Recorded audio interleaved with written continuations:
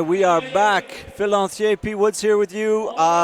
Open finals at 2019 difficulty and speed national championships here in Montreal at Allez Up. Phil, we are down to the last group of climbers on semis and finals day here at nationals. And we've seen some wonderful climbing so far, and I assure you we're in for some more wonderful climbing this evening. That's right, and you know, as we know, we've got Alana Yip and Sean McCall and our usual national champions that are not participating in these finals. So both on the women's side and on the men's side, we'll be seeing some new champions being crowned tonight. So that's exciting in itself here in Montreal. Absolutely, and the other thing to note is that more than half the field in both the men's and the women's side are made up of Youth A and junior athletes. So breaking into the sort of open, proper scene are some of these younger athletes who really earned their spots by climbing exceptionally well in their semifinal earlier this afternoon. So they're climbing on the same routes you saw earlier that the A's and the juniors were climbing on, but you're seeing the strongest depth of the field at this point. That's right. So we're going to run down for you who our finalists are. So on the men's side, so they're coming out from 8th to 1st. We have Kinder McNamee, Devin Wong, Ethan Hoffman, Tosh Sherkat, Sean Faulkner, then Guy McNamee, Victor Baudran, and Nathan Smith. Yeah, and on the ladies' side, we've got Leah Wiatkowski, we've got Babette Roy, Paige Boklashchuk, Becca Frangos, Sophie Butendyke, Indiana Chapman, and Allison Vest. Yeah, absolutely. These are stacked fields, ladies and gentlemen. They're doing the introductions right now. We're going to take a moment. The route setting crew here has put in many, many, many long days, and they're kicking butt. Caleb Thomas is your chief. Oscar La Zagorta is your assistant chief. Marc-Antoine Vigneault, Nico Vouillamos, Sachi Adachi, and Frederic Fortin-Moken. Phil, you know some of these guys, local route setters. Yeah. They've been on the grind for a long time, and some of them well-deserved time in the spotlight. Yeah, absolutely. I think you got some seasoned route setters. I know Nico, I've known Nico for a long time, been setting for 10 years here in Quebec, and Oscar is setting also for a long time now. And obviously Caleb Thomas has traveled all across Canada. And around the world. That's right, to do his thing. So that's why we can expect only the best from these routes. And we've already seen them, but what we're going to see now is athletes getting higher up on these routes, and we're hopeful that they will finish them. Exactly. I think we're going to see some tops. I'm excited for the climbing, of course. I'm excited for the show. I'm excited for the head-to-head. Just because you come out last doesn't mean you were guaranteed a first-place spot. It's not going to be uncommon to see people move up and down in the rankings based on what they brought and what they've got left in the tank for the final show. That's right, and on the men's side, their route is, we're going to re-see it again, re-preview it for those of you that were on the stream earlier on for the C, B, and Youth A categories and junior. The men's route is really burly. Yeah, absolutely. You know, you've got these big cheetah volumes in the middle of it, and you got to power through to gain access to a pocketed section, which is about, you know, large spans, and you hurdling yourself across those gaps. Yeah, big moves and bad feet. That's sort of the nature of the beast this weekend is how strong are you? Not just how small of a hold can you hang on to, but how well do you move and what can you do about it? And here we've got the women's route. Sort of let it pan up. It's dark in here. We got the spotlights going on. It's going to be really good stuff. I'm going to take a minute. I'm going to talk to Stacey Weldon. Stacey Weldon is your CEC athlete rep, and I think it's a super important piece of the puzzle. Stacey Weldon, how you doing? I'm good. How are you, Pete? I'm excellent. Talk to us just a little bit. What's sort of the overview of the job that you're holding with the CEC right now? What's the mandate? What are you bringing forward for climbing for our athletes in Canada? So the Athletes Commission started last year. So Sean McCall brought that to the CEC. So Sean's the athlete rep for the IFSC, and he sits on the IFSC board on behalf of the athletes with voting rights. And Sean wanted to bring that to the CEC because it's a really important piece, I think, to have that athlete voice on the board.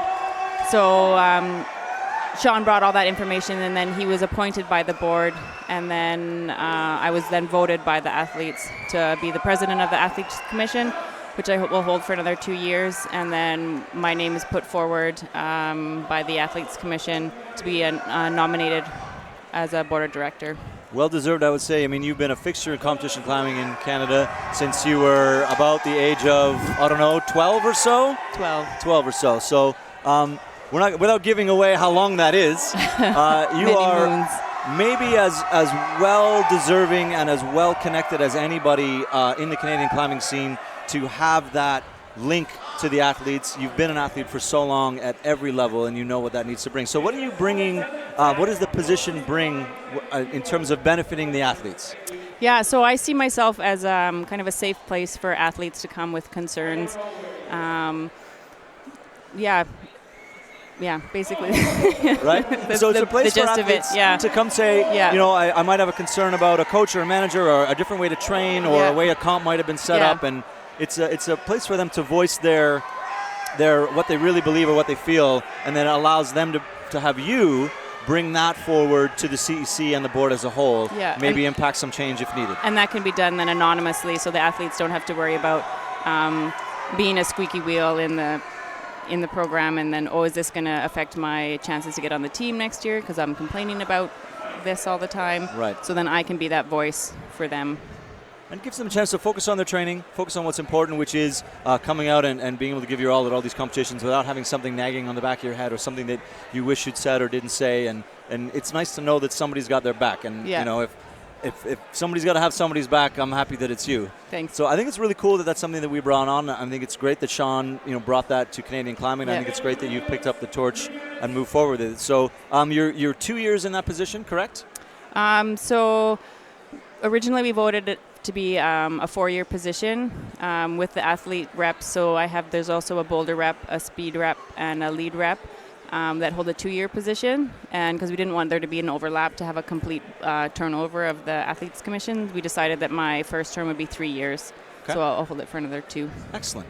Well, I wanted to have a little bit of time to bring that forward. I think it's an important piece of Canadian climbing. I think it's a really good shift in direction for us. And I think it's really good the way that we're choosing to support our athletes. And that's youth and open, of course, right? Yeah. Mostly right now I've been working with the open athletes. But yeah, hopefully in the future that'll trickle down into the youth programming as well. Well, that's awesome. Well, I thank you for taking the time, and I'm really psyched that this is something you're getting to do, and I'm sure you're going to be absolutely fantastic at it. You haven't really not been fantastic at pretty much everything you've touched in competition climbing, so I expect nothing but the best. Awesome. All right, thanks, Stace. Thanks, Pete. See ya. So that's the moving forward in the right direction for Canadian competition climbing and taking care of our athletes. The Athletes Commission is definitely an important piece of the puzzle. And something else we wanted to bring to the forefront that kind of came to light just in the last week or so is the BIG initiative.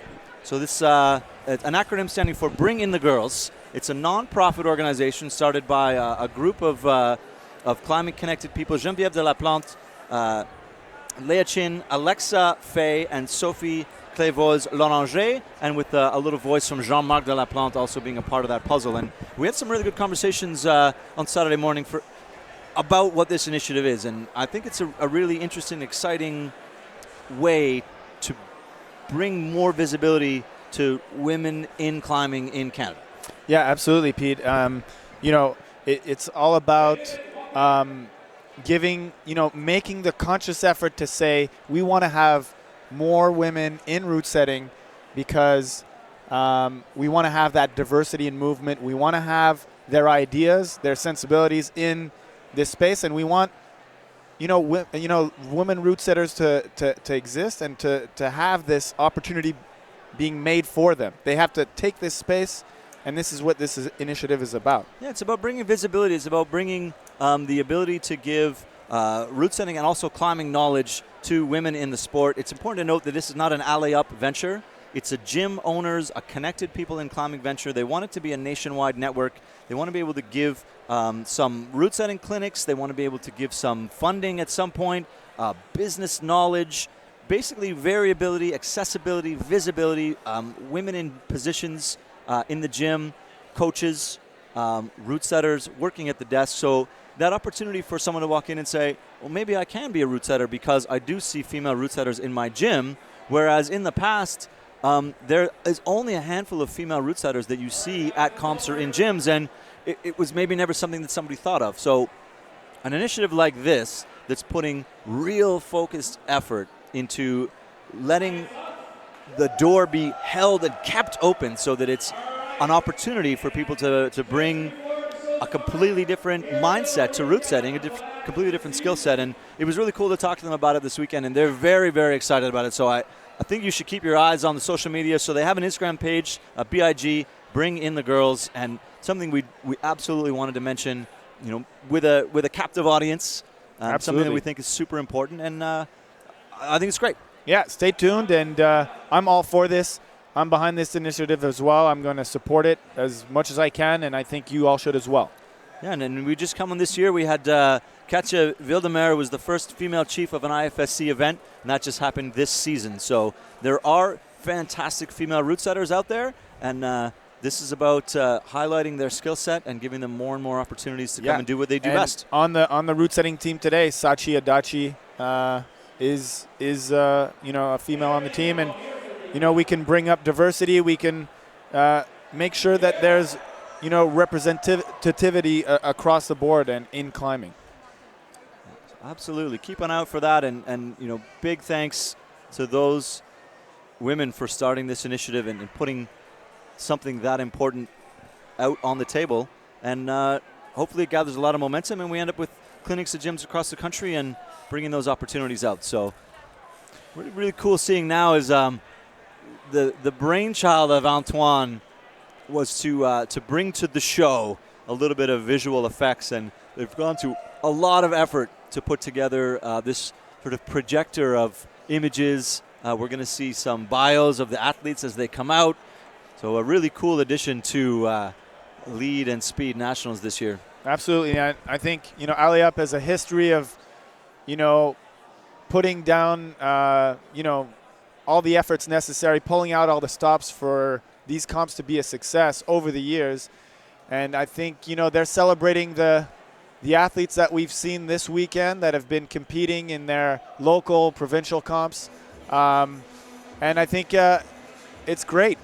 We need to celebrate our community and also the athletes that are coming up. And every comp that follows innovates and gets a bit further in making this a great show. Absolutely, and we've come a long way from dank little gyms and little stereo systems pumping out techno music. So we have the facilities, we have the capacity, we have a lot of really creative, intelligent people connected to our sport, and for them to be able to bring their extra skill set in here, as you say, just makes for a really good show.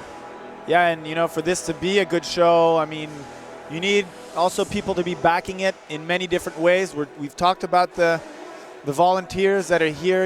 We've got trained belayers that have been keeping our climbers safe. We've got the judges. We've got the people that are making this whole event run smoothly. But we've also got sponsors, and they are a lot more numerous to get behind the sport. And so we'd be remiss not to take some time to thank them. So let's watch this, and we'll thank our sponsors straight after that.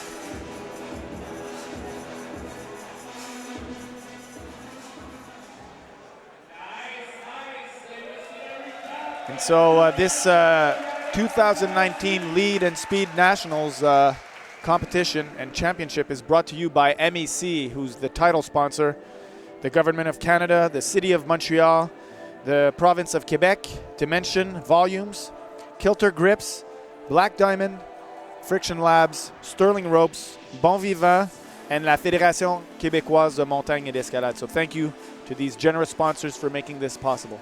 And of course, Climbing Escalade Canada, the CEC, who is the governing body of our national sport organization, and Sports Canada TV, who has put on a really, really, really good live stream for you guys. I think the camera work has been fantastic.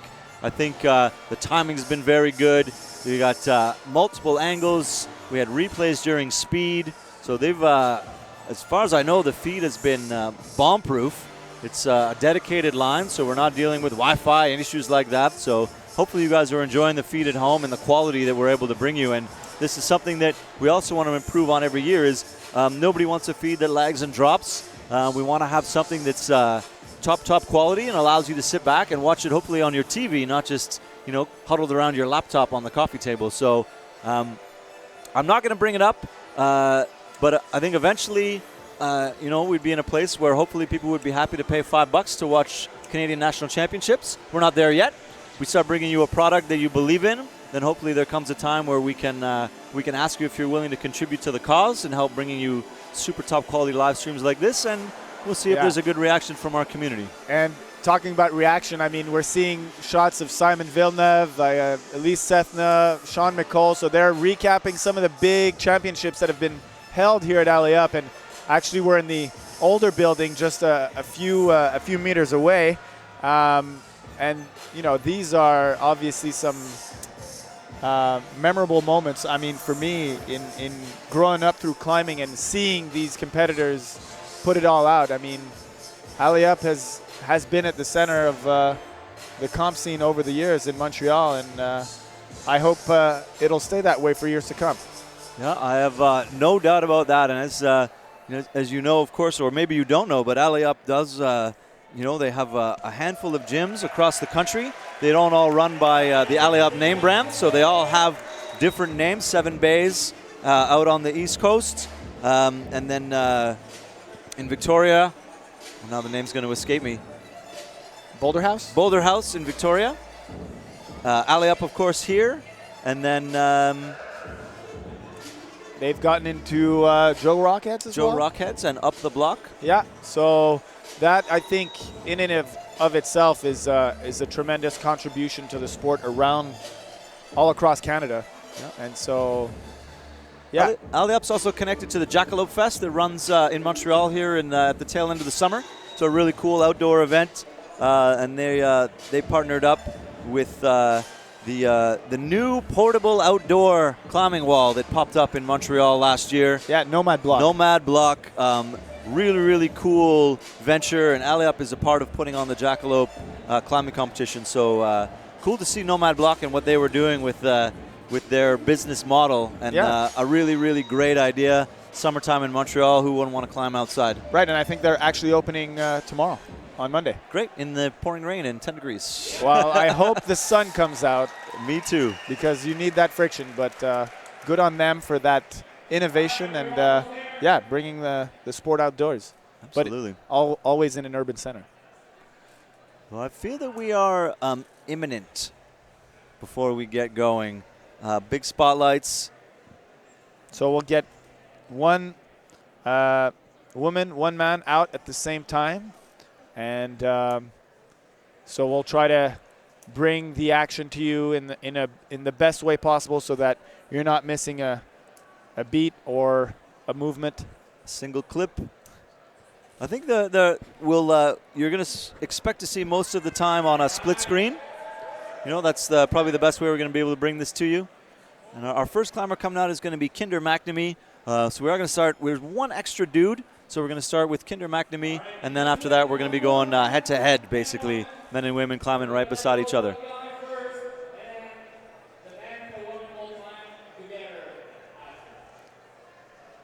So without a lot of further ado, ladies and gentlemen, your first Open finalist officially in the Youth A category. Won Youth A last year from British Columbia. Kinder McNamee is going to kick it off for us.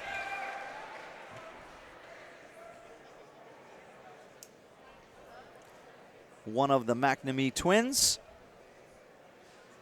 They climb with a strong, measured approach. You don't see a lot of sudden movements from the McNamees when they're climbing. You see a lot of really, really in control, really good static strength coming out of these two climbers. A hallmark to be able to do some of the moves statically that we saw in the semifinal that other climbers were unable to do dynamically was something else. So we pop the lights on so that he can re-preview the top of the route without having to move the spotlight. And then we'll drop the lights and get it going. Yeah, and Kinder came in actually first for the Youth A category in 2018. So he'll be wanting to repeat that. He's still in the A category this year before going on to junior next year. Yeah, and he's making inroads onto the open scene.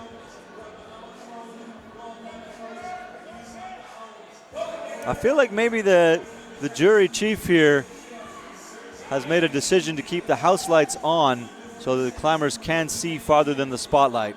So we get a little bit of a highlight on the spotlight. Yeah, I think it looks good on the feed. Absolutely. Let us know, but I think it's a good choice. Kinder with a little heartbeat slip there. Yeah, saw him take a pause. It's not, I mean, you got to feel for him because, you know, he knows he's the first climber out. Yep. And this is do or die. These are your finals, and you've only got one crack at this, so you might be warmed up, but that doesn't mean you won't have the jitters. You're never ready. You're always warm and maybe never quite ready to come out and really yank. And it doesn't matter how much you warm up, nothing compares to the moment where you've got to engage every muscle in your body to ensure that you do not fall off. And what you saw there was a tiny slip and just tensed every muscle and then managed to relax. Saw him take a real deep breath, keeping it together.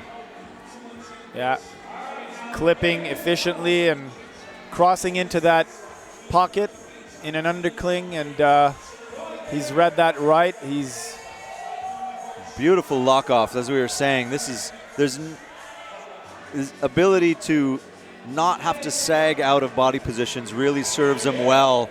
Yeah, and he's found that hold, that small jib that's almost hidden. Would have been invisible in a preview. So he's basically going onto that sloper, hoping for the best and finding a crimp. So a happy surprise. Yeah.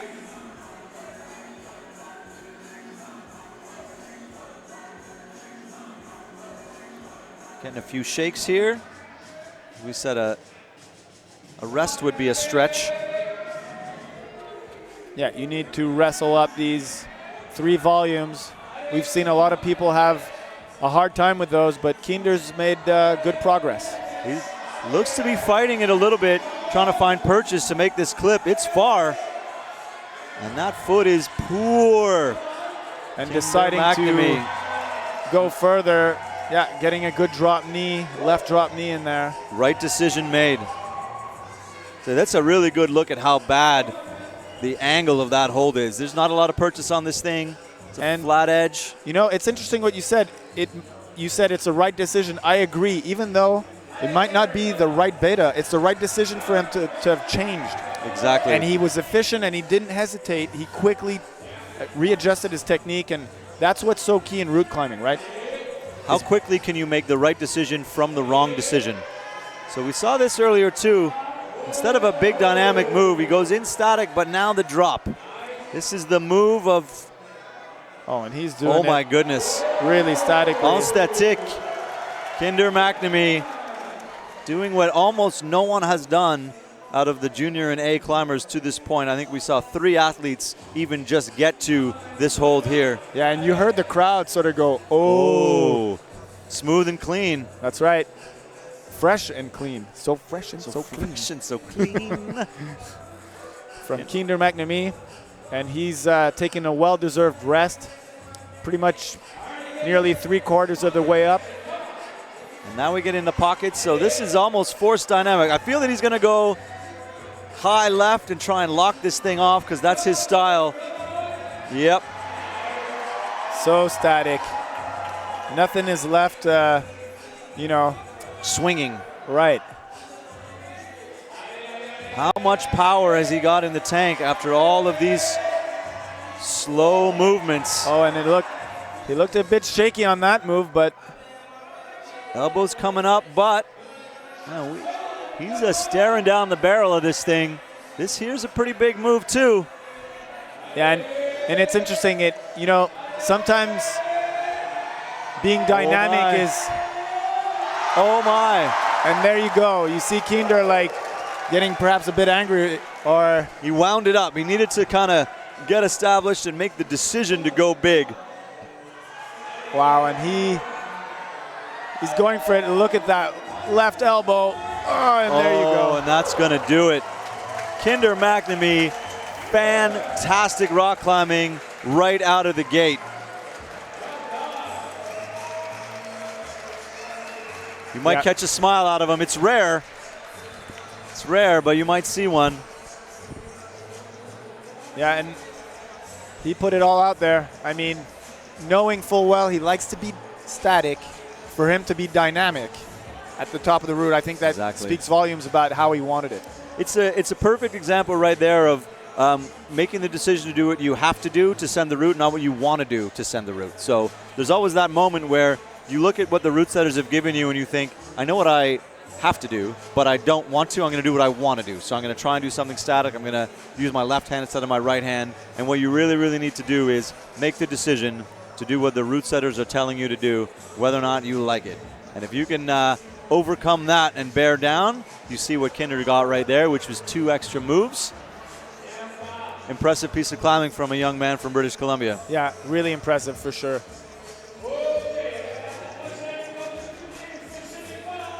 All right, so now we're going to get Devin Wong and Leah Wikowski coming down the stairs from isolation.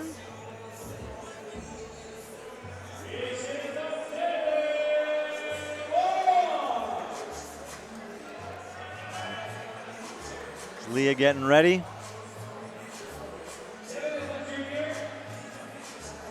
Focused. Yeah, and it's going to be our first time to see someone on this route in these open finals. So they're taking that 1 minute. You get a minute before you must get on the wall. So they'll take that time to calm their nerves while they're going through the sequence in their mind.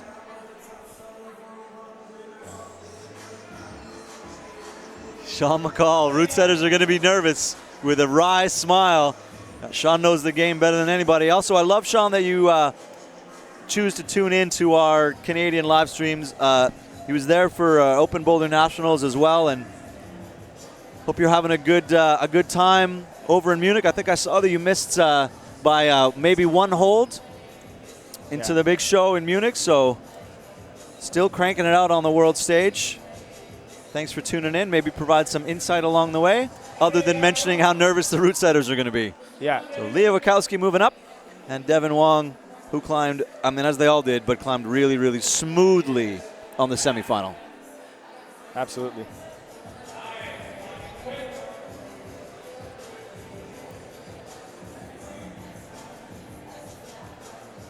Leah getting some shakes.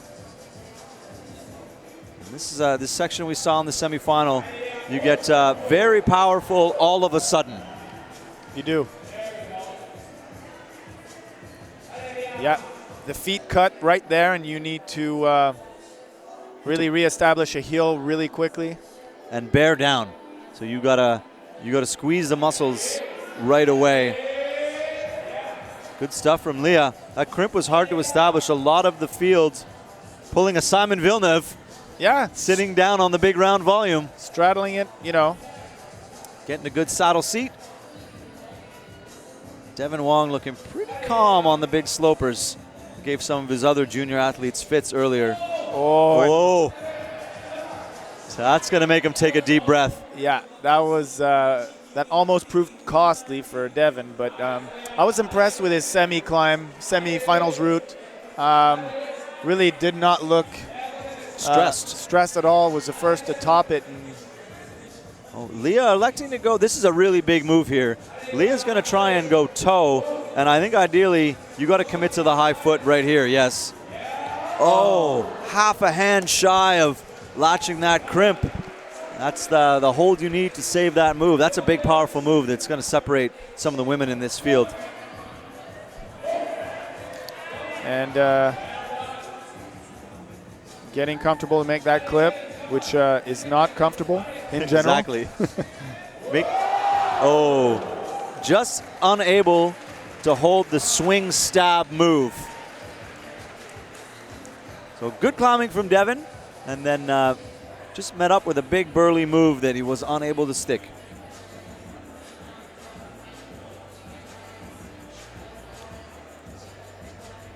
And that's how quick things can progress in these finals. Exactly. 1 minute you're on, and then the next minute you're off. So there's a good look at that, how quickly Leah controlled the swing. It was a sort of no second swing. That's what you want in a move like that. You know you're going to go out. The trick is on the way back in that you get established right away and you don't swing around. We're going to get a look at Devin's sort of finishing moments. That left hand let go. So I think he was lining up the foot and he had a pop on the left hand. It looked like the span was too wide where he connected with his right hand. Yeah. Or maybe it's just the fingertips let go. Yeah. It's a lot of rock climbing over the course of the weekend. Absolutely. And you know, Devin last year had actually placed third in Youth A. So for him to be out in the men open final is a step up, right? It is, absolutely. So now we're going to get Babette Roy from Quebec, and we're going to get Ethan Hoffman, a BC climber, almost near full BC final. All athletes on the men's side from British Columbia, save Big Smitty, managed to stay at the top of the field. So Babette's been a long-time competitor from Quebec, a national team member for a couple of years now as well. Yeah, and this is her home gym. Allez is where she trains a lot, and so it'll be interesting to see what she can do. Pulling in front of the home crowd. Moving very confidently. Sort of no second guesses here. Just grab and go.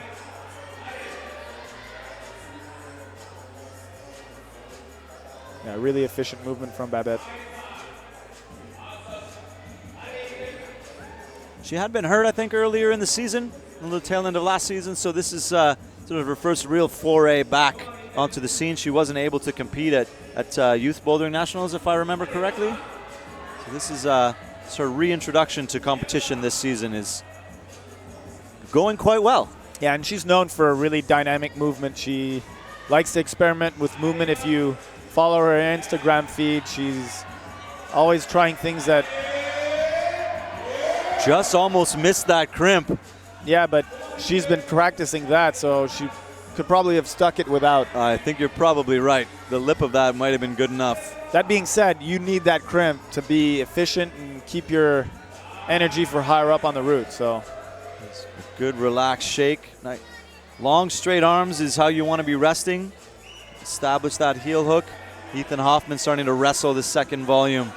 Although that's not a long straight arm rest for Ethan. It's a short bent arm rest for Ethan. Ethan goes again. If at first you don't succeed, just slap back up with his right hand to establish himself on that third cheetah bulge. And it's worth noting that right foot, there's no screw-ons on that. That's just a volume giving you some help, but not a lot. Oh, and Ethan had a hard time in getting that opposition with his left leg. Was looking for a toe hook, then a heel hook. And then Babs getting through that really powerful sequence. Small crimp, big volume. Crowd's been to it. This is high point. Yep, she's moving well. Couple little mini shakes. I don't know if that's preventative or she's running out of gas. Yeah. Sort of hit that crimp and sagged, but really good rock climbing from Babette Roy. Absolument bien joué. Elle a réussi juste dans la section de la voie avec la plus de force nécessaire. Puis juste après ça, on pense que ça, peut-être c'est juste un peu trop en demandé des doigts et des bras. Ouais, on a vu sa gestuelle indiquer qu'elle avait un niveau de fatigue élevé la première fois quand elle a pris ce premier crimp-là. Just come, a sag, you kind of stick it, but you're falling out so far that you're not being able to really reel that hold back in. But great climbing from Babette Roy. She looked pretty happy. Came down, gave a wave to the crowd. Yeah. And that's going to bring us Tosh Sherkat, and it's going to bring us Paige Boklis-Chuck. Paige coming off a really good bouldering season.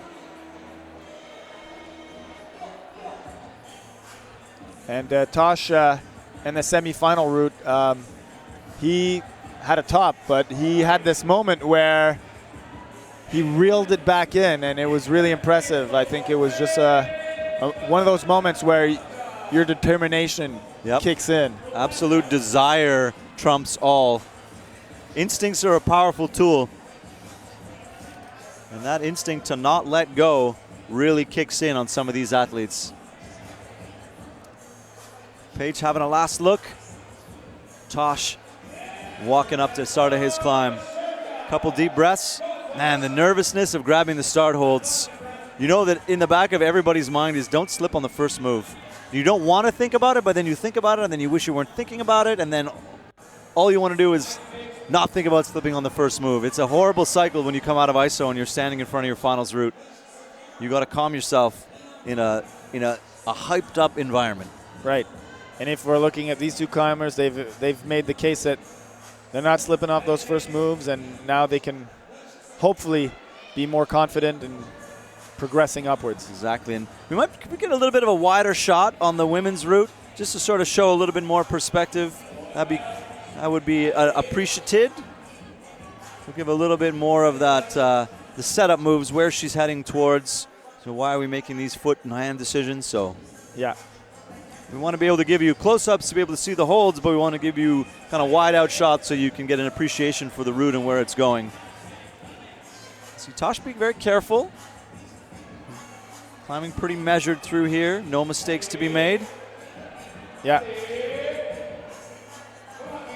And, you know, Caleb Thomas told us about his preferred style of setting is that, you know, he would want you to make big moves on big holds, you know, and where, you know, the requirement is on climbers to really have at it and give a really strong effort. And that's what we're seeing here. So, and he also told us that he prefers routes that, you know, have climbers gunning for the top, you know, and really engaging the process. Exactly. I think he said if you pull out the M16s, you're going to get to the top. So, yeah. We saw from Paige there, she kind of double clutched that big dynamic move. She was looking to get a crafty toe hook and do it statically, but it did take her a few extra pulls to get up there. So hopefully she's able to recover from that extra effort. You know, it's hard to think you're going to do something static, wind up, and then end up having to do the dynamic move anyway. So you want to be able to recover from that. She's getting a knee wrap shake when Tosh is getting the 50-50 rest. Right. Hoping there's maybe a little screw-on jib on the top of that third volume. We believe there not to be. So it's all hugging at that point. It's all friction. Paige looking strong here. Oh, that was almost my fault. Good footwork, I think, got her up there. That high left toe. Yeah, I think she had to just reset her right hand on the crimp. Yeah. It looked. I don't think she felt the move was hard. We'll see here, though. This is where Babette got, grabbing it with a bit more confidence here. Yeah. Oh, big bump. I think I had enough muscle to do the move, and it's a long way away, and it just missed it. Kind of shorted it. Really good climbing, though, from Paige. Yeah, and here Tosh has found a crafty little left knee bar. He has found a bit of a knee bar in there. One of the taller climbers. It's, you wonder if he previewed that or just discovered it on the way by. We'll have to ask him.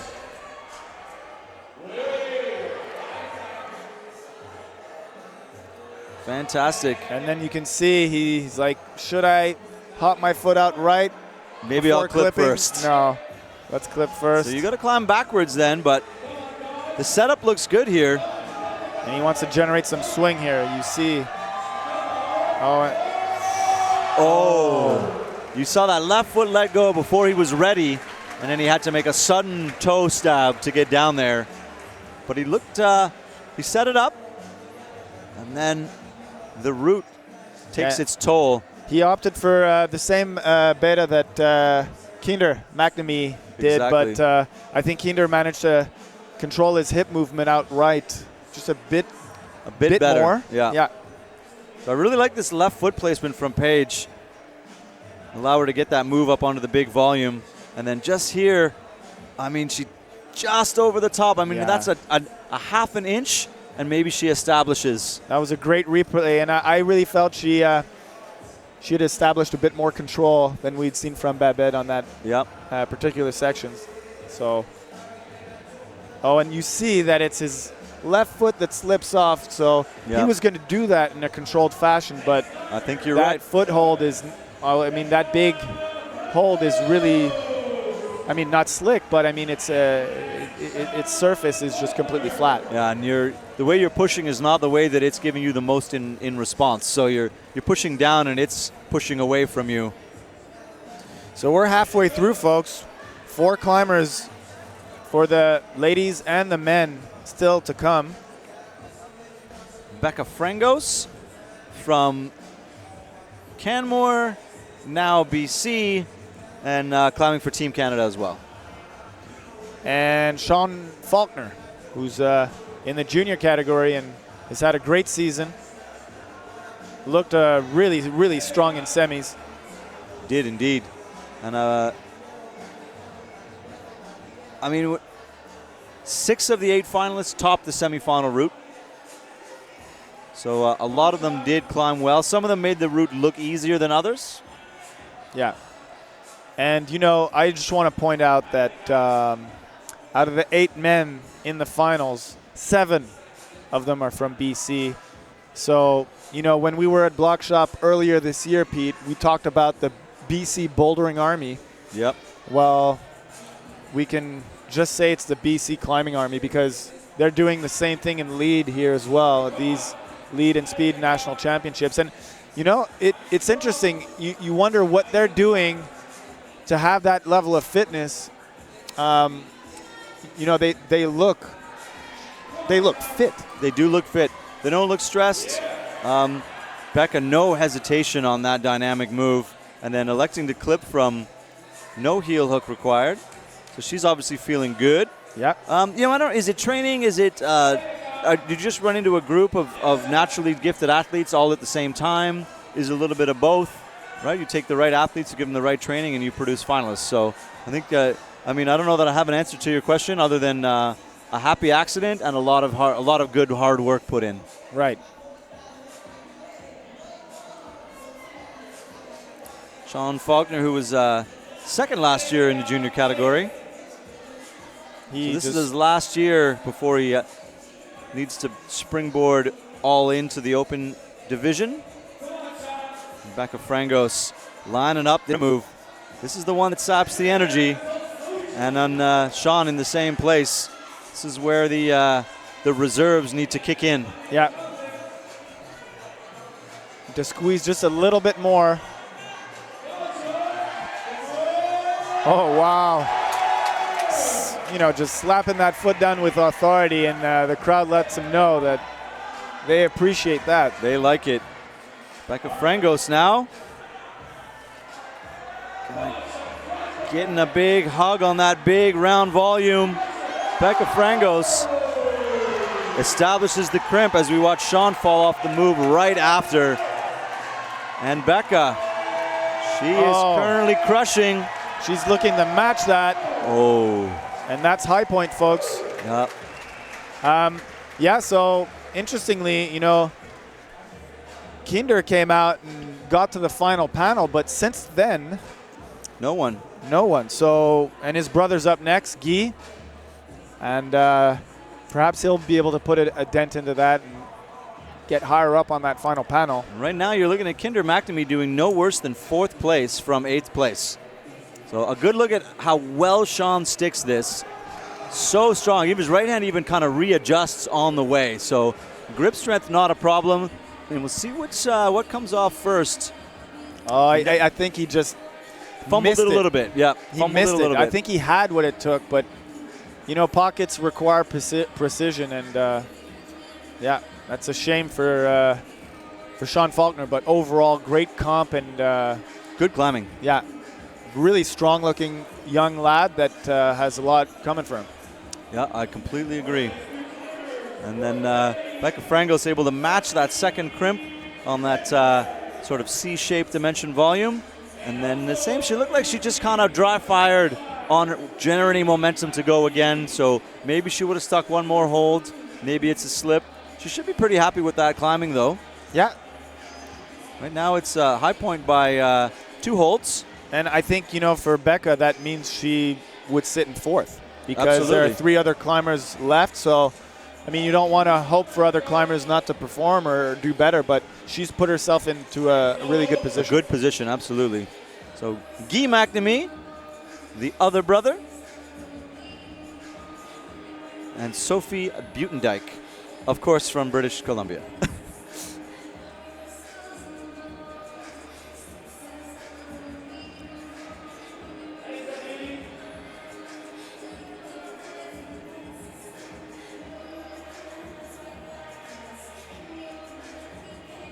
Sophie moving very quickly through the start of this route, which has been a bit of a hallmark of the top half of the fields. Right. Have decided to make the beginning of that climb go quite quickly.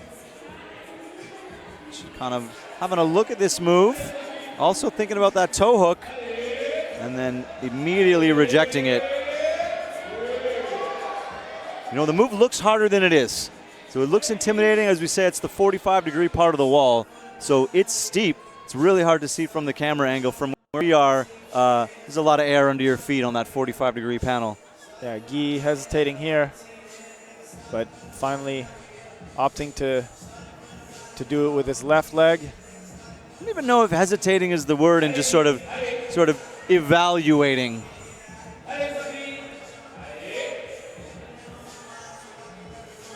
Good control from Sophie.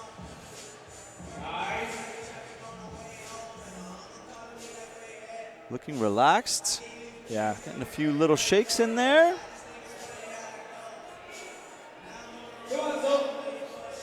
Yeah, and Sophie's eyeing that next move up. Knows she has to get her foot up. Doesn't like it. Got to come back there. Allez, Sophie. Oh, no yeah. problem. Reels it in.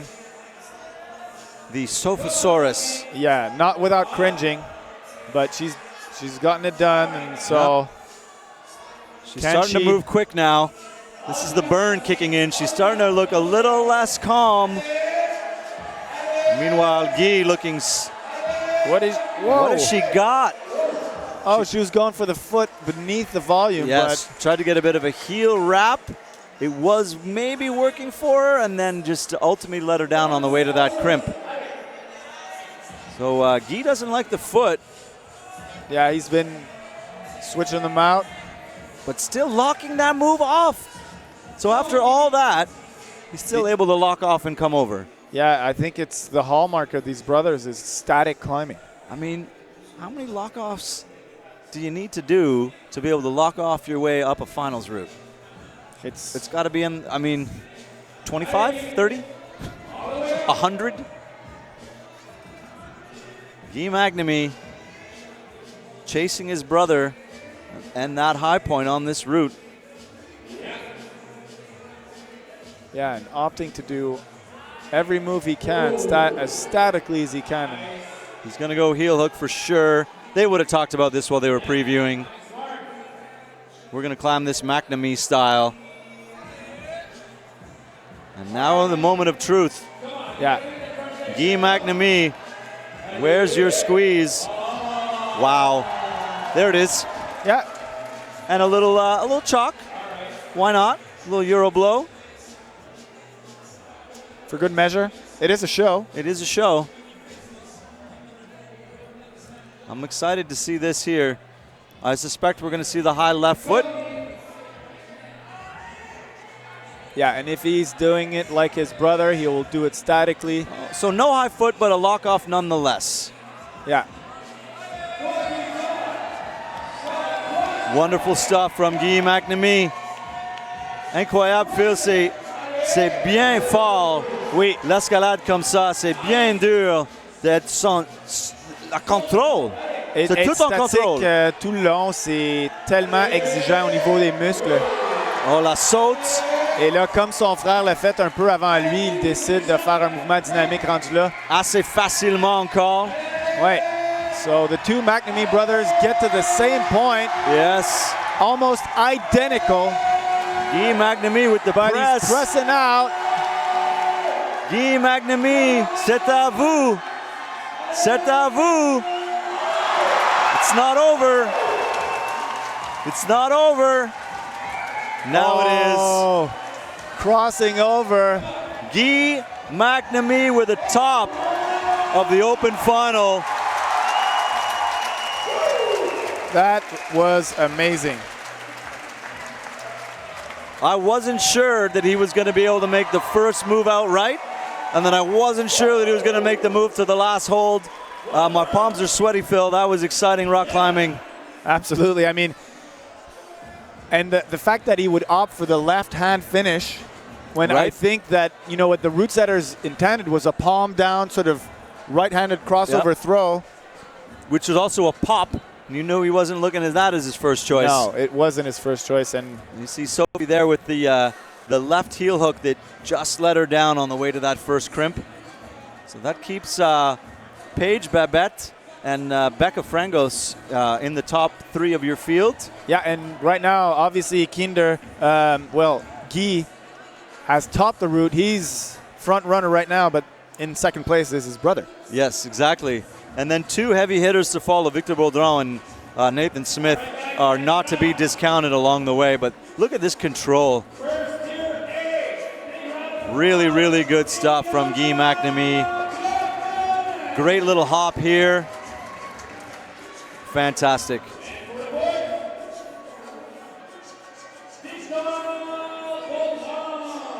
Oh, he had to just full body tension to hold on to that.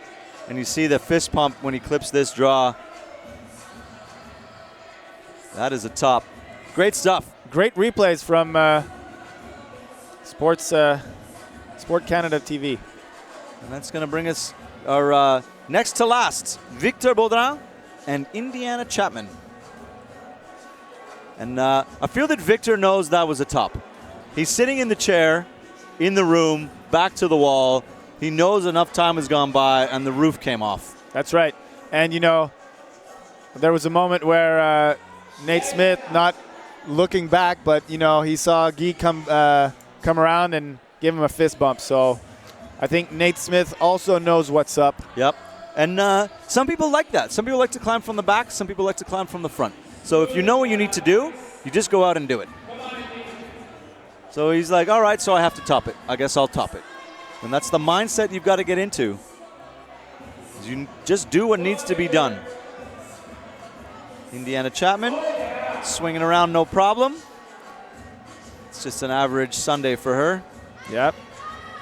She's had a few championship Sundays. Yep, exactly. Oh my goodness. Victor Baudrin trying to go around the far side of that volume. And then finally And then reversing it. That is not the way, but he managed to make it go. Yeah. He saved that. We'll see if those extra down climb and, you know, reattempt moves will prove costly. I think he'll probably get a bit of a half-hearted shake here. Maybe get his heart rate back down from the, wow, I grabbed the worst part of this hold. I wasn't very psyched about it. We've seen a bunch of different foot placements through here on the ladies. Some of them have gone kind of with the stem to that Alley Up branded volume. And then Indiana getting it right the first time. High foot, clip and go. Generating some momentum and then going static. Yeah, really looking strong on this section. And getting that high left foot, similar to what Paige did through there. And looking pretty comfortable, I'm not going to lie. Oh, no, she missed. Yeah, she sort of overshot it to the left. And she had gas in the tank. She did. She absolutely did. And so that's providing to be the bottleneck for the ladies. And just that like section, that, Victor Baudrin is off as well. Right, and that's maybe a symptom of how long it took him to wrestle through those big red volumes. So Indiana Chapman getting up high but falling maybe sooner than she expected. And Victor Baudrin, I assure you, falling sooner than he expected. Yeah. I think that, you know, the pumpy section with the cheetah volumes that he had to reverse. Yeah. So you look at this, she's got the gas, and she overshoots it. I think she maybe has that index and pinky were the only things that were keeping her on. And man, you don't have to miss by much when the roots are this hard. So this was a section that Victor had to, reverse. And the pump starts to kick in on these slopers. And then just coming out of here, the feet let him down while trying to make this match in control. That left toe hook maybe could have been a heel. Tough to tell if that would have made the difference. But for now, that puts the Magnemese 1-2 with only one to come. Yeah, and we've got our last two climbers, Allison Vest and Nathan Smith, to round out the show, folks. And if you're partial to betting, two heavy hitters at the top of the pile here. Allison Vest, no time wasted. Saying we saw her climb her semifinal, making the powerful moves, smooth and powerful. She doesn't mess around. She doesn't take a lot of time to look for the perfect feet if she doesn't need them. She just does the moves as necessary. And she's going to sort of squeeze her way up the first half of this route. I don't think she'll hesitate on the dynamic move either. Much like Nathan Smith, I'm sure he'll come through those volumes with confidence. But this is Allison Vest up to the first third in 15 seconds. Yeah, she's racing up. Barely swinging, electing for the low hang clip as well, similar to what we saw Indiana do. Yeah, she's moving. Yeah. I know she's racing the pump. She's in bouldering shape, so she's trying to outrun the pump. Yeah, and she did this in semis, so this is a clear strategy. And she was successful in that regard in semis. Absolutely.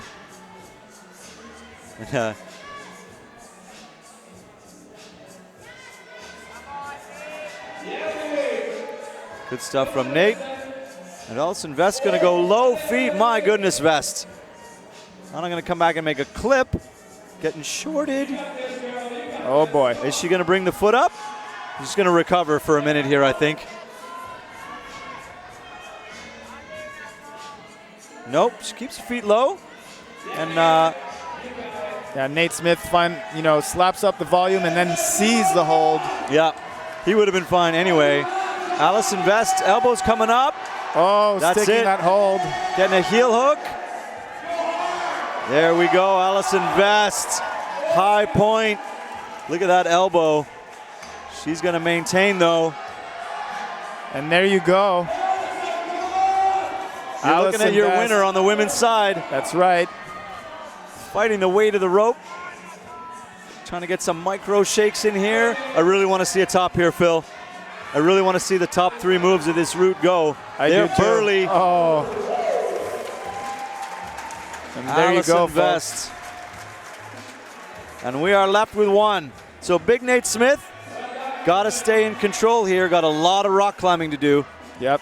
It is far from over for Nate. Yeah, if Allison was racing, he's been inching his way up slowly but surely.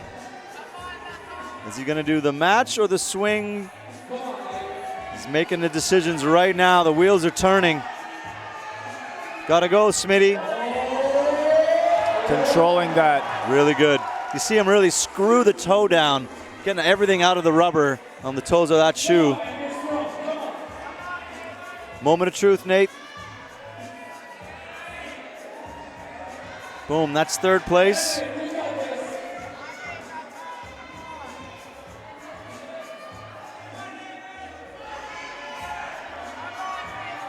Looking really confident. Oh, a scream. Does that mean he's running out of gas or just working hard, Phil? I don't know. Maybe both. Still working. Still working. Efficiently putting that foot into the pocket. Right away. Got to make this press. Oh, Nathan Smith. Really good rock climbing. I think that's going to put him in third place. That's right, behind the McNamee brothers. Wow. Mesdames et messieurs, c'est terminé ici. c'est terminé. Really, really great finish to the show. Allison Vest getting as close as anyone all day to top this route. Just a couple of really powerful moves at the top and not enough left in the pipes. So you see her wind up for this move. Really hard match here, and then just not enough to go and get it, but enough for first place.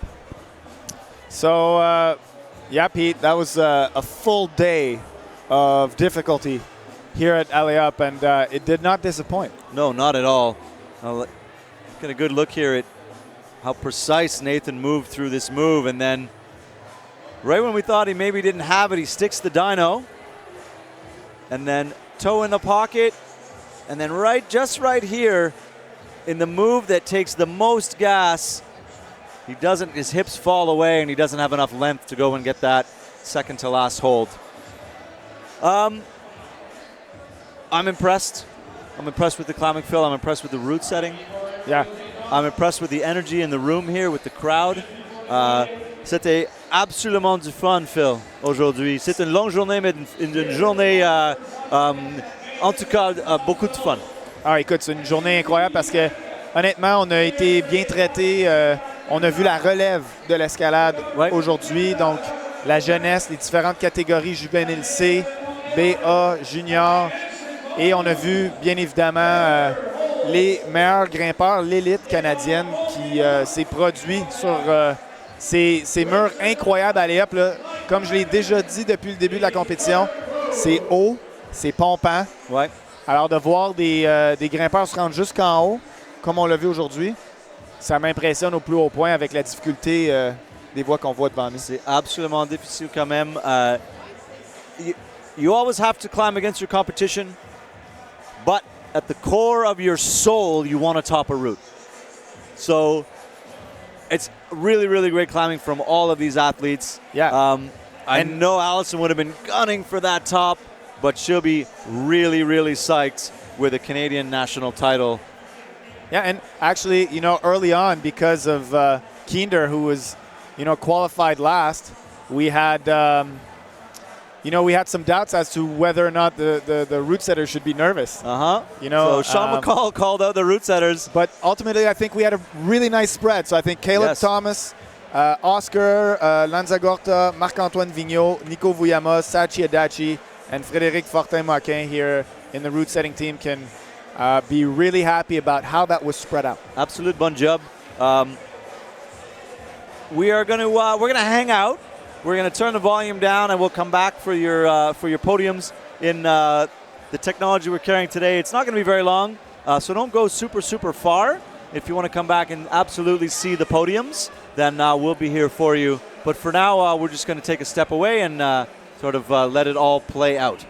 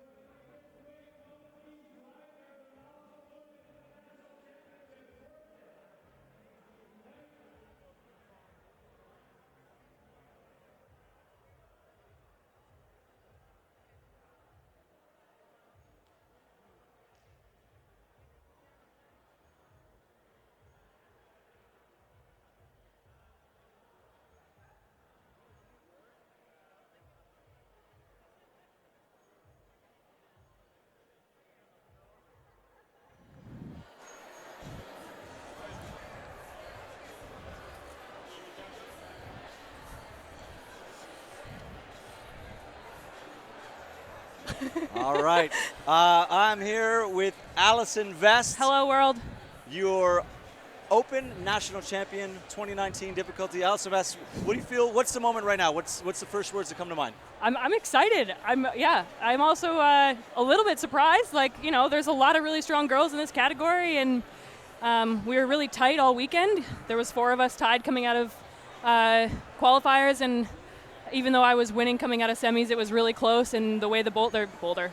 See, I'm already still in bouldering season. Like a boulder problem. The way the route was set in semifinals was more my style. It was really bouldery, so it was easy for me to pull a couple more moves. So it was sort of definitely anybody's game in finals. So I'm elated that I was able to make it work. Yeah, as were we. And there was that moment where you went up to the small crimp just below the big volume, and then you came back, clipped the draw, and I'm like, okay, this time she's going to put her right foot up. Were you just confident that you could make that? You were starfish. You were all points. Basically, when we teach beginners what not to do, which is try and go fingertip, toe to toe. But you made it work in the top third of a finals route at nationals. Where does that power come from? I don't know.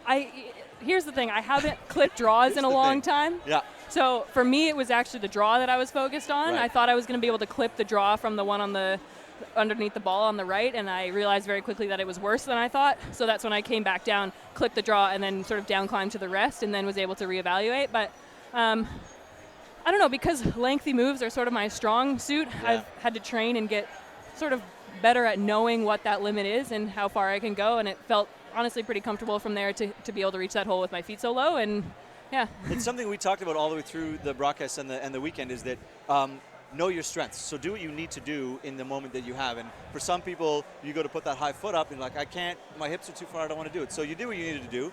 You moved through those next 2 moves. Absolutely. And then we were fingers crossed for a top. How much harder was that move out to the red from the black pocket to the red pocket than, honestly, or were you just out of gas? Yeah, I was just talking to the head route setter, Caleb, and I actually felt like I had a lot, not maybe a lot, but I had more left to give. I don't know if when I fell, I was sort of frustrated, just because when you come down, it's hard to know, one, where everybody else got to, but sort of just in your own way, too, when you fall and think that you could have gone further, it's always frustrating no matter what the result is, and I definitely thought I could have pushed through and really wanted that top, so I'm a little disappointed that I didn't get that, but the red volcano that I was going to, in my head, it was better than it is. I don't know, I think there's a lot of volcanoes in that hold set, and I thought it was better than it actually is. The good one. Yeah, so I sort of gunned it to it, and as soon as I hit it, I was like, it's the bad. It's the bad one. It's the bad one. It's really funny that you say that, because just before, right after you came down, I said to Phil that the competition is head to head, but in everybody's core, they want to top a route. That's all it's about. You know that it doesn't, like, you could already have won. You know you've already, the crowd's going crazy, and you're still so focused. You know what I want to do? I want to top a route at nationals to win my title. Absolutely. I mean, it was interesting too. I was sitting in the chair and I heard Guy win.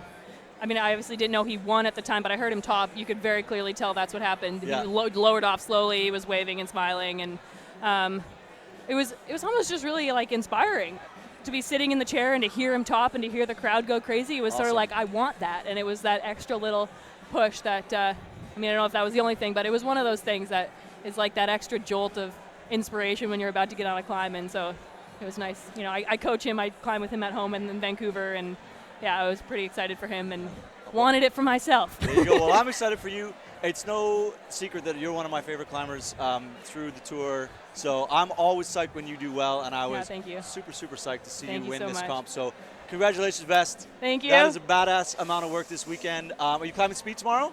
I am not climbing speed tomorrow. I know. I was actually hoping to go climb outside in Val David, but it's raining right now. It is raining in Montreal. Maybe if that turns around, then I'll get to do that. Otherwise, I'll be here cheering. Okay, cheering us on. Ladies and gentlemen, Allison Vest, 2019 difficulty champion, and just a wonderful person all around. Congratulations again. Psyched Thanks, for Pete. you. Man. Yeah. Take Thanks, it easy. guys. All right. Phil's going to come back and interview Guy McNamee, who's your men's champion. Don't go anywhere. We're just going to make this look really subtle.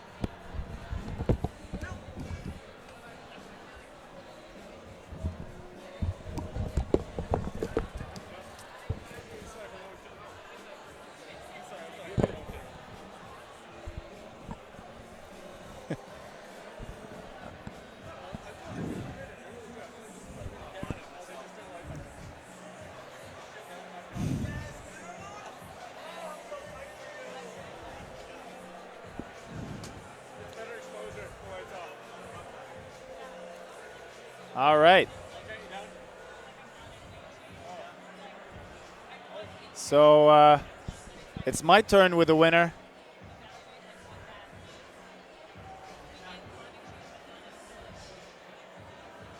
All right. So this time with our lead national champion for 2019, Guy McNamee. Guy, how do you feel? I'm feeling really happy. Yeah? Yeah. We had a chance to speak a bit earlier. I was impressed by your ability to practically do the entire route statically. So is this something you're practicing a lot and doing consciously? No, I'm trying to practice being more dynamic. Okay. Yeah. And So how do you do that? just kind of, I'm trying to, when I'm in practice, always being dynamic, even when I can be static. Okay. Yeah. And tell me, before coming into the gym this morning, what were you hoping to achieve today? I was hoping to podium. Yeah. Yeah. So that's an objective that's achieved. And what is it? Obviously, how does that sound for you, lead national champion? I mean, Sounds good. yeah. Yeah. So is that something we're going to get accustomed to for Canadian climbing in years to come? Yeah, maybe. All right, that's great. So, Guy, I mean, it was really a pleasure to see you climb on this. I mean, throughout the middle section, which I think was your favorite section, you were really in control the whole time. And, yeah, I mean, I'm speechless from your climbing performance. And would you have anything else to share for everybody that's watching back home? Just thank you. Yeah. And what are the next steps? Where are you going after this, Guy? I'm gonna be going to the training camp. Yeah, hopefully go to some World Cups. Excellent. Well, I mean, I think the future is bright for you, Guy. So, again, congratulations on this amazing result. It was a pleasure to watch you climb this whole weekend. Thank you. You'll be doing speed tomorrow? Yeah. So tune in tomorrow, folks, to see Guy and his brother Kinder climb on the speed routes here at Allez. Thanks, Guy. Thank you.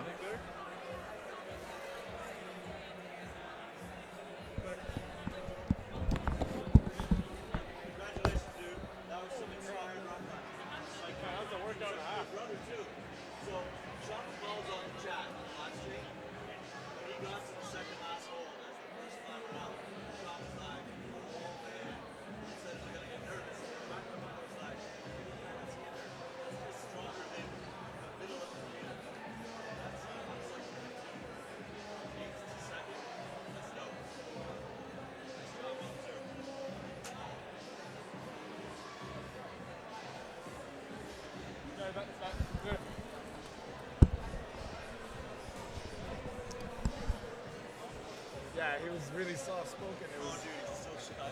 Just like turn his volume.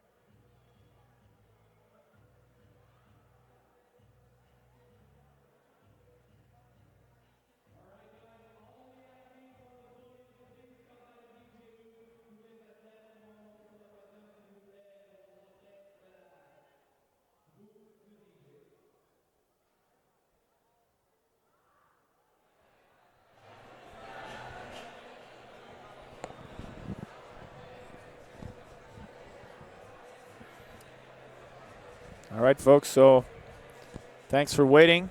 We're going to get underway with the podiums. And just before we do that, just want to, again, thank you all for joining us online and being part of this amazing experience. Hope you've enjoyed it. And it's time for us to thank our sponsors. So MEC is the title sponsor for this whole series of comps in 2019 and this lead and speed national championships.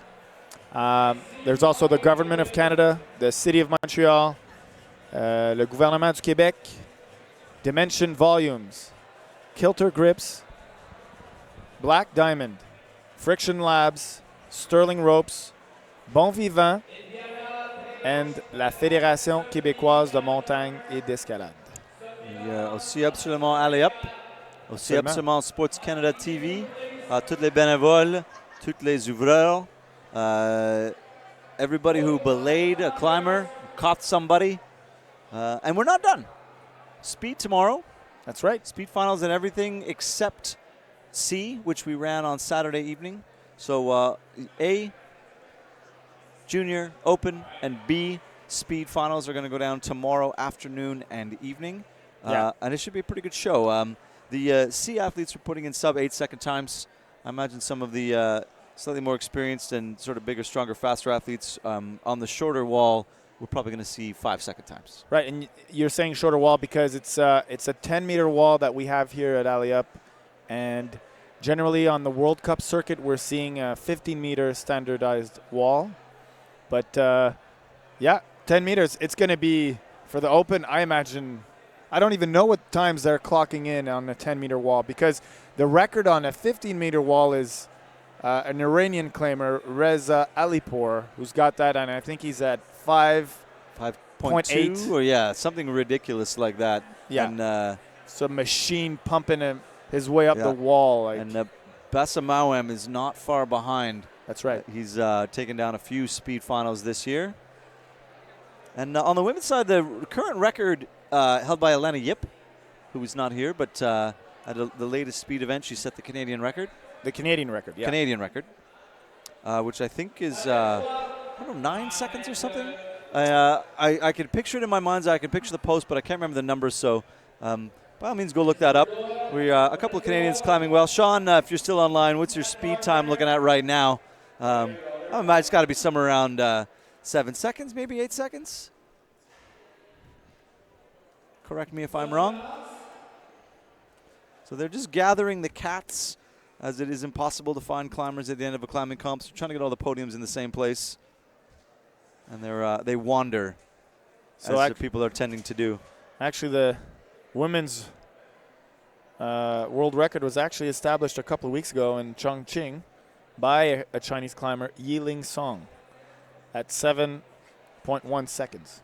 And before that was 7.32, held jointly by French climber Anouk Jobert and Russian climber Yulia Kaplina, who basically had a lock on it for the previous 9 speed times. Right. There's only one other name on that list. That's pretty fantastic. And then Reza, who's really made a name for himself as wanting to be the best at speed. That's all he trains for. He's a power athlete. He basically trains like a sprinter, right, because he sees himself as a sprinter. Almost, he has a build of almost a power lifter. He does. He's quite short and ridiculously powerful. Right. Not unlike yourself and myself, Phil. Quite short and also really powerful. You know, I'd like to think I pack a punch, Pete. Yeah. This is for the minute of everybody who is either re-watching the feed or still watching. This will be deleted. The comedy stylings of Pete et Phil.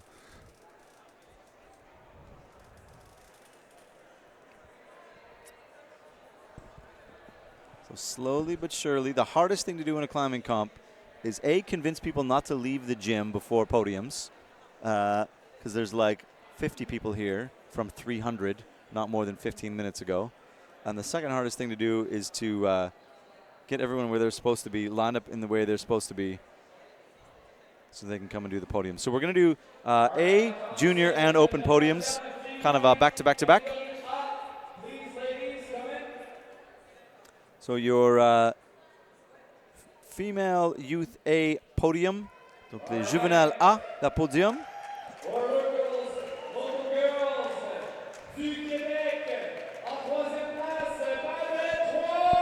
Donc en troisième place, in third place, on a Babette Roy, une grimpeuse locale. Oui, absolument. Grimpeuse qui évolue ici à Allez. Et puis, qui a donc fait le bonheur de la foule ici. En deuxième place, Paige Buckleschuk.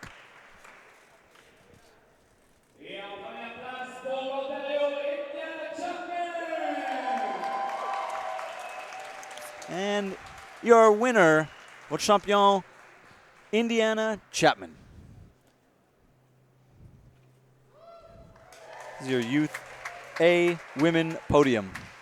There the we go. obligatory top step photo. Big smiles.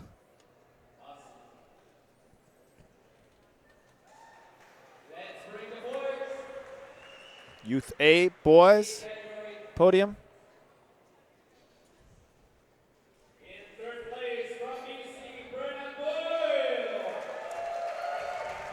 Brennan Doyle, so he partook in the final earlier on today and really sort of crushed the route, got to the final panel, didn't top it, but came really close. Really close. And another one that probably got at the same point was Kinder McNamee, and got some twin action on the podium. Yep.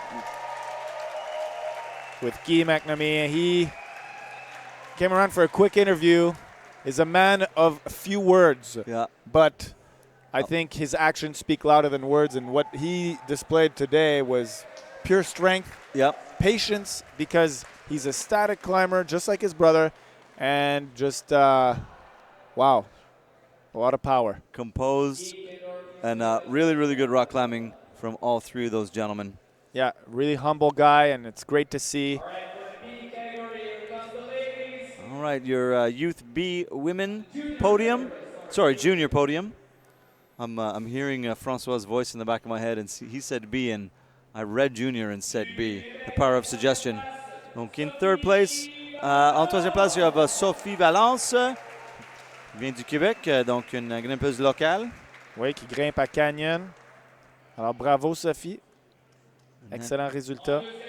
In second place, donc en deuxième position, on a Kat Karkner.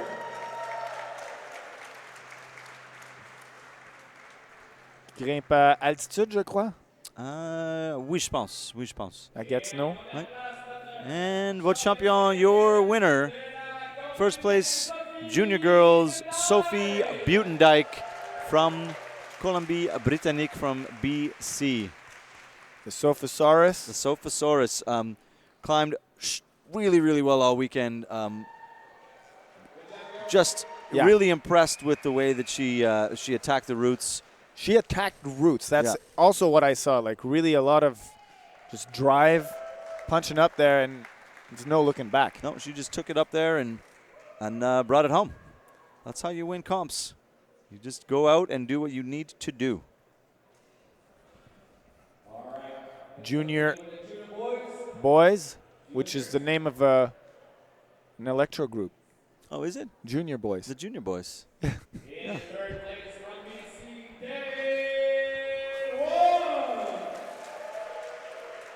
Yeah, and Devin Wong had a really good semifinal round, topped the route, and got up really high on this route here.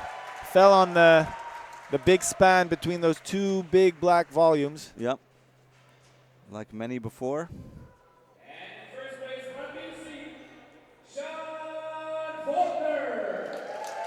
And you have Sean Faulkner. So that's double champion. He's a bouldering champion as well this year. So it's pretty nice to bring home 2 titles in your junior season. Really impressive stuff from Sean Faulkner. Absolutely. And, I just remember the swing he made out to, stab his foot on that crucial sequence that separated a lot of the field. And he did it with, a lot of gusto. Yeah, exactly. I wouldn't say ease, but he looked smooth while he was doing it. And now your open podiums, you're going to see a couple of repeats because if you win your category, you're in your category, and then you're again get your open podium. So Indiana Chapman on troisième place, third place. So your Youth A winner is your open third place competitor, Indiana Chapman. And then in second place, on deuxième place, you have Becca Frangos. So the only two true open competitors in the open field, Becca Frangos and then your champion, Allison Vest, came in second and first place. So great stuff. Awesome stuff from Allison Vest. Yeah, classy. And she was, you know, as you mentioned, a boulderer that barreled up these routes. Yep. And did it really quickly. Didn't have a choice, I think. Yep. But in doing so, got higher up than all these route climbers. And she was saying when she was just sitting down here in the interview that she was disappointed because she wanted to top the route. And that is the heart of a competitor, something we spoke about basically over the course of the weekend. And that's classic Allison Vest is, if only I'd finished the route. She wanted to do. She wanted that feeling that Guy had of winning with topping. But absolutely, really great climbing for all three of those women this weekend: Allison, Becca, and Indiana Chapman.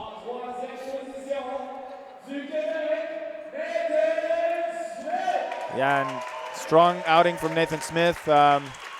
He'd just come back from China a couple of days ago after partaking in some bouldering World Cup. So it's interesting how he was able to switch that back into lead climbing action in so a short amount of time. Yeah, exactly. Yeah. And he came in second at the Boulder Nationals. So he's getting, systematically on the podiums. Yeah, he is definitely establishing himself as someone to watch out for, as are these two right here.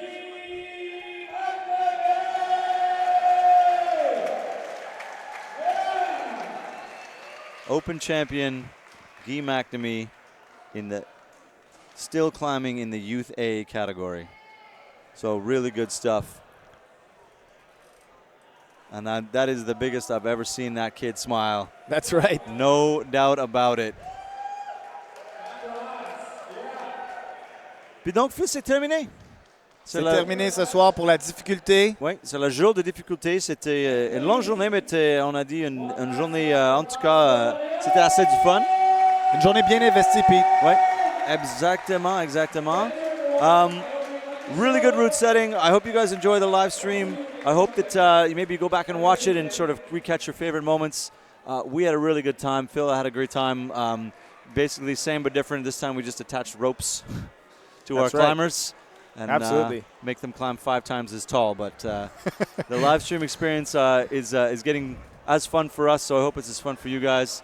Phil, we're going to be back tomorrow. That's right. Speed, be there. So you'll have A, Junior, Open, and B all, racing up the wall, literally. And it's going to go down fast. Yep. If, the C category that we saw yesterday is any indication. Absolutely. So that gets underway at 2:30.